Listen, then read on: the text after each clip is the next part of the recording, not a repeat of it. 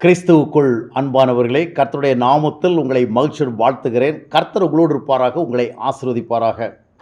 கிறிஸ்தவ வாலிபன் ஒருவன் ஒரு பெண்ணை விரும்பினான். பெண்ணை விரும்பி அந்த பெண்ணைத்தான் தான் திருமணம் செய்ய போவதாக கற்பனை செய்து கொண்டு கொஞ்ச காலம் பழகி அந்த நினைவுள்ளே இருந்தான். ஆனால் சூழ்நிலைகள் மாறின பொழுது அந்த பெண் இவனை வேண்டாம் என்று சொல்லி வேறொருவரோடு அவனுக்கு திருமணமே ஆகிவிட்டது. ஆனால் அந்த வாலிபன் அந்த பெண்ணை மறக்க முடியாதபடிக்கு தொடர்ந்து தனக்குள்ளே மிகவும் சிரமப்பட்டான். ஆனால் இவன் ஒரு பக்தியான ஒரு வாலிபனாக இருந்தபடினால என்ன செய்தான்னா, ஒவ்வொரு நாளும் அதுக்காக ஜெபம் பண்ணான். ஆண்டவரே, அந்த பெண்ணை குறித்து நான் நினைக்கவே கூடாது. அந்த பெண்ணை குறித்த நினைவுகள் என்னை கஷ்டப்படுத்தக்கூடாது. அந்த பெண்ணை மறப்பதற்கு எனக்கு கிருபை தாரும். ஆண்டவரே, இனி அந்த பெண்ணை குறித்து நான் எந்த விதமாக சிந்திக்கக்கூடாது. அந்த நடந்த விடலாம் மறந்து விடுகிற மனதை தான் டெய்லி ஜெபம் பண்ணுவான். வாரங்கள் ஆச்சுது, மாதங்கள் ஆச்சுது. ஆனால் ஒரு மாற்றமும் ஏற்படலை. மறுபடியும் மறுபடியும் அந்த நினைவுகள் வந்து கொண்டே இருந்தது. அப்போ ஒரு ஊழியக்காரத்தில் போய் அதை சொன்னான், நான் எவ்வளவோ ஜெபம் பண்ணுறேன் பாஸ்டர், எவ்வளோ ஜெபம் பண்ணாலும் எனக்கு அதை மறக்கவே முடியல, திரும்ப திரும்ப அந்த நினைவுகள் தான் வருகிறதுன்று. அப்போ அவர் சொன்னார், நீ ஜெபம் செய்கிற பொழுது எதை மறக்க வேண்டும் என்று எண்ணுகிறாயோ அதை மறுபடியும் மறுபடியும் நினைவூட்டி கொண்டே இருக்கக்கூடாது.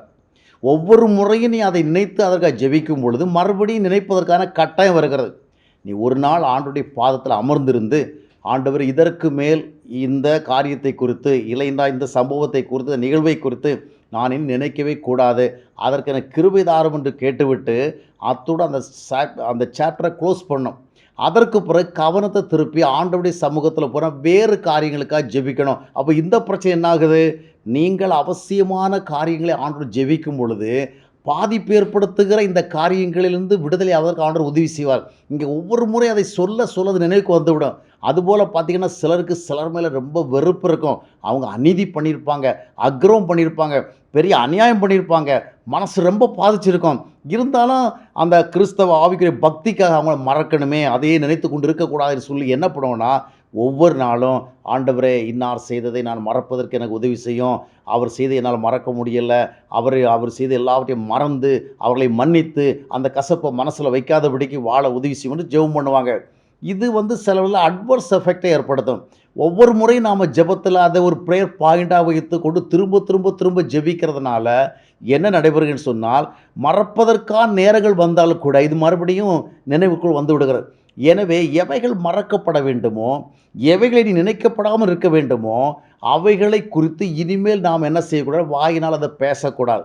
அப்போ ஆண்டவர்கிட்ட ஜெபம் பண்ண வேண்டாமா? ஆண்டவரிடத்தில் நீங்கள் ஜெபம் பண்ண வேண்டிய என்னன்னு சொன்னால், ஆண்டவர், இந்த நேரத்தில் என் மனம் சரியாக இருக்க உதவி செய்யும், அமைதிக்கு பாதகமான எல்லா காரியங்களையும் என்னை விட்டு எடுத்து விடும், நான் உம்முடைய சமூகத்தினுடைய அமைதியை அனுபவிக்க வேண்டும், உம்முடைய சந்தோஷத்தை பெற வேண்டும், நான் நம்பிக்கையோடு இருக்க வேண்டும், என்னை பாதிக்கின்ற எல்லா நினைவுகளிலிருந்து சிந்தனைகளும் நான் விடுதலை அடைய வேண்டும் என்று சொல்லி அந்த விதமாக ஜெபிக்க வேண்டுமே அன்றி ஒவ்வொரு சம்பவங்களையும் மறுபடியும் சொல்லி, அவர் இந்த மாதிரி செய்தார், அதனால் எனக்கு இப்படி மனசு கஷ்டப்படுது, அதனால் என்னை அதிலிருந்து விடுதலையாக்கும், ஒரு காலகட்டத்தில் துவக்கத்தில் நம்ம செய்வோம். ஆனால் ஒவ்வொரு நாளும் அதை ரிப்பீட் பண்ணுறப்போ அது மறுபடியும் நினைவுக்கு வந்து விட இருக்கும். எனவே ஆண்டவருடைய சமூகத்தில், ஆண்டவர் எனக்கு ஒரு நல்ல இருதயத்தை தாரும், கசப்புகள், கோபங்கள், எரிச்சல் இல்லாத அமைதியான இருதயத்தை, சமாதானமான இருதயத்தை, பரிசுத்தமான இருதயத்தை தாரும் என்று அவைகளுக்கு ஆண்டுடைய சமூகத்தில் ஜெபித்து, அதுபோன்ற காரியங்களுக்கு நேராக நம்முடைய மனதை அதிகமாக கொண்டு போய் நாம் அதை குறித்தே சிந்திக்க, யோசிக்க, பேச செய்யணும். ஆனால் மரபுக்கு அந்த நினைவு வரத்தான் செய்யும்.